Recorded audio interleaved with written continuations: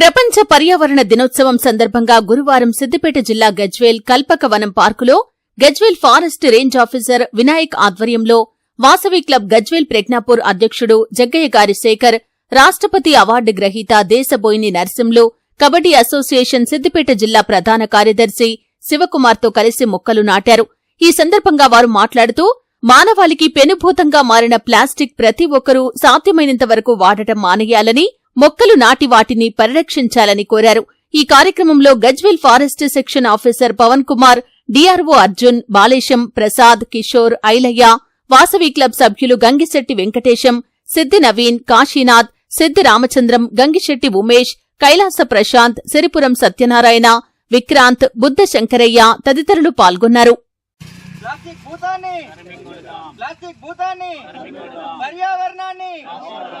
పర్యావరణాన్ని మొక్కలు నాటుదాం, పర్యావరణాన్ని రక్షిద్దాం, మొక్కలు నాటుదాం, పర్యావరణాన్ని రక్షిద్దాం. ప్లాస్టిక్ భూతాన్ని, ప్లాస్టిక్ భూతాన్ని, ప్లాస్టిక్ డీమ్. వాసవి మాతాకి వాసవి మాతా మొక్కలు నాటుదాం, ప్లాస్టిక్ భూతాన్ని, ప్లాస్టిక్ భూతాన్ని. అందరికీ ప్రపంచ పర్యావరణ దినోత్సవ శుభాకాంక్షలు. ఈరోజు ఫారెస్ట్ డిపార్ట్మెంట్ వివిధ సంస్థల ఆధ్వర్యంలో మొక్కలు నాటి పర్యావరణానికి హాని చేస్తున్నటువంటి ప్లాస్టిక్ భూతాన్ని తరిమివేయడానికి వివిధ ప్లాస్టిక్ కవర్లను నిషేధించాలని తెలియజేస్తూ చేస్తున్న కార్యక్రమంలో భాగస్వామ్యమైనందుకు చాలా సంతోషంగా ఉంది. నేడు ప్రపంచం లోపల మానవ అభివృద్ధి పేరుతోని అడవులను, మొక్కలను నరకడం, అదేవిధంగా వ్యవసాయ పొలం లోపల పంటలు బాగా పండాలి అని చెప్పేసి క్రిమి సంహారక మందులు వాడడం, అదేవిధంగా తక్కువ మైక్రేన్ కలిగినటువంటి ప్లాస్టిక్ను వాడడం మూలంగా ఈరోజు పర్యావరణ సమతుల్యత దెబ్బతింటుంది.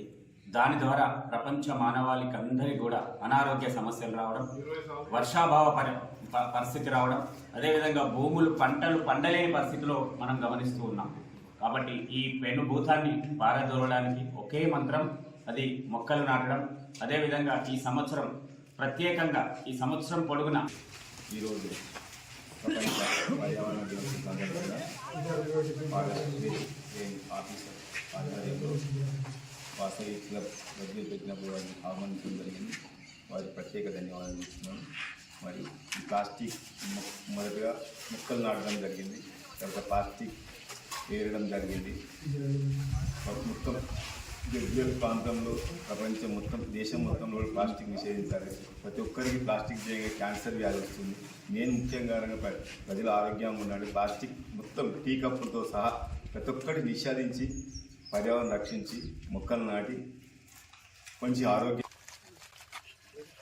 సిద్దిపేట జిల్లాలో గజ్వేల్ రేంజ్ ప్రాంతంలో కల్పకవనం అర్బన్ పార్క్లో ఈరోజు ప్రపంచ పర్యావరణ దినోత్సవం నిర్వహించబడుతుంది.